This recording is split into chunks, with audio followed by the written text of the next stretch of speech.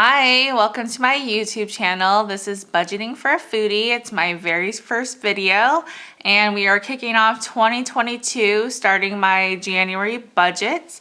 This is my second year doing the Budget by Paycheck workbook.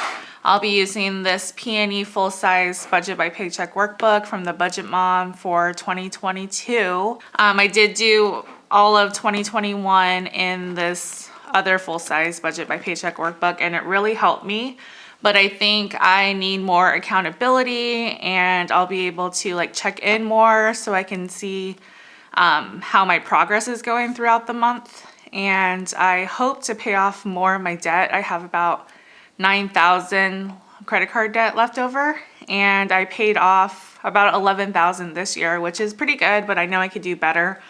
And I love to eat, so that's why my channel is what it's called, because I spend most of my money on food and it's ridiculous, but I mean, it's what makes me happy. It's like my favorite pastime. All right, so let's get started with our monthly overview. All right, so I did put the weekdays on the top of January's monthly overview, but that was before I splurged and bought a monthly kit from Pear Mint Paper. And it's this really pretty January New Year's design. All right, so I'm just laying down my stickers here. I am speeding it up for you because this process kind of took me a while, but hopefully it doesn't make you sick. This was one of the only sticker companies that I found that really geared towards the Budget by Paycheck workbook. So this layout was perfect for January. All right, so I just laid down my paydays for January and I work two jobs. I work for the state of California full-time and then Starbucks part-time. My big paycheck will be my state paycheck on the 1st of the month. And then we also get like a supplemental health paycheck. And I usually get that around the 5th or the 6th. So I just had the 6th. And then Starbucks I get paid every other week, so I will get a check January 7th and January 21st. And now I will lay down my bill due stickers.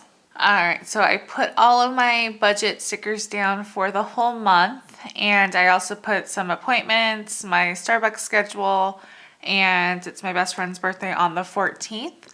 So now I'm ready to actually do the Budget by Paycheck part. Okay, so this is the first of the month. It's gonna be weird writing 2022. All right, so my California state paycheck is usually about $3,746. And then I also have a roommate who pays $500 for rent.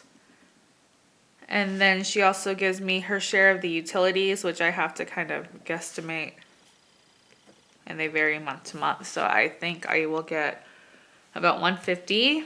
And then my old coworker pays me for Hulu, and he gives me $35 a month, even though our bill is like $100. But I mean, that's better than nothing.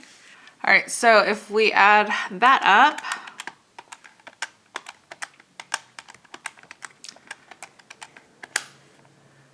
$4,431 is what we are working with for the beginning of the month. Is this too wobbly? I hope not. Dear Lord, please don't wobble. Okay, so I own my own home and the mortgage is due on the 1st. So it's $1,073.95. And then I have home insurance to pay, which is also due around the 1st, and that's $117.54 a month. And starting with utilities, Xfinity is our internet, due on the 1st, and that's usually $87.19, but that can vary depending on taxes or something.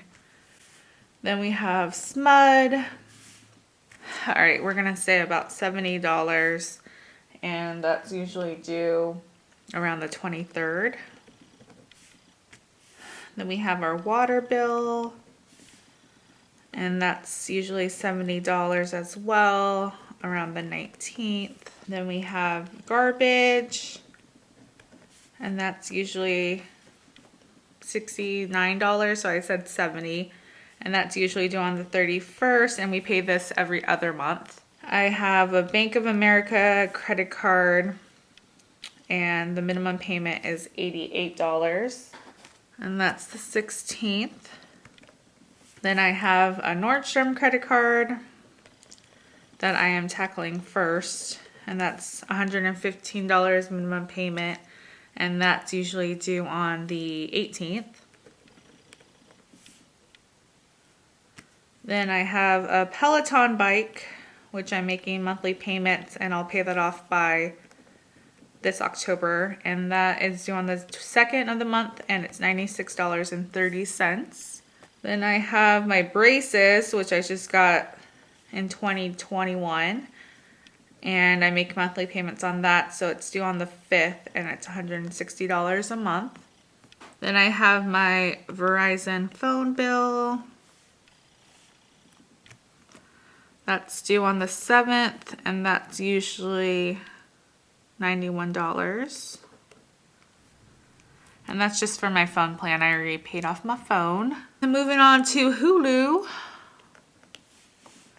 We pay that around the 2nd.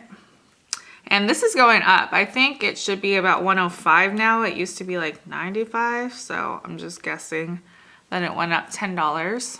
And then I have my ADT alarm bill. That is due around the 1st, and it's $53.99. And then that should be it for all of our monthly fixed bills. Okay, so that gives us a total of $2,198.94 for our fixed bills. So I write that down here. All right, so then if we take our proposed income, subtract that by our fixed bills, we're gonna get $2,232.06 left over. So then we bring that down and we go to our envelopes. So for groceries, we're gonna give ourselves $400 a month. So that'll be about $100 a week. And then restaurants, we're going to do the same. And I know that's ridiculous. I know that sounds like a lot, but I really have been overspending in restaurants. So I'm trying to bulk up my food budget so that I can actually stay within the budget. And then hopefully later on I can cut down. For gas, we're giving ourselves $150. Personal, which is mostly like beauty, like my eyebrows and a pedicure, we're giving $70 a month. And then Miscellaneous Entertainment. This is also like unbudgeted categories. I usually do 50 because I like to buy books and go to the movies. So I think 50 would be a good start. And then for pets, I have 2 little cats and they need flea medicine and like their litter genie refills. So it's gonna be an expensive month for the cats. We're gonna give them $120 so I could do a Chewy order. And then it's my friend's birthday. So I'm going to budget $150 for her, maybe $50 for a gift, and then $100 for either dinner or like if we go out or something, $100 should be good. So that should be my frivolous spending, my envelopes. I'll mostly pull out cash for these categories, and these are like the variable expenses. So let me add these up.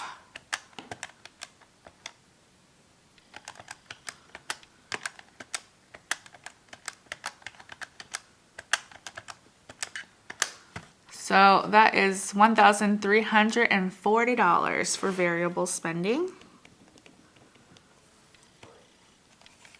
Okay, so then we have $892.06 left over because we subtracted what we had left minus the envelope total. So we're gonna carry that over up top. All right, so I brought the $892.06 up here. And then I do have a couple of sinking funds I want to contribute to. So the first sinking fund is car maintenance, and we put $100 just because I know I'll need new tires and maybe an oil change in a few months. Then we have car insurance, and this is due in March, and it's usually about $500, so I'm gonna set aside $100. And then property taxes, they're due in April and December, and I usually set aside $350 a month for property taxes. So then our sinking fund total will be $550 this month. And then if we subtract it from what we had left over, that gives us $342.06. Which we will bring down. And then this will be my extra debt payment to my Nordstrom card, which is next on my little snowball.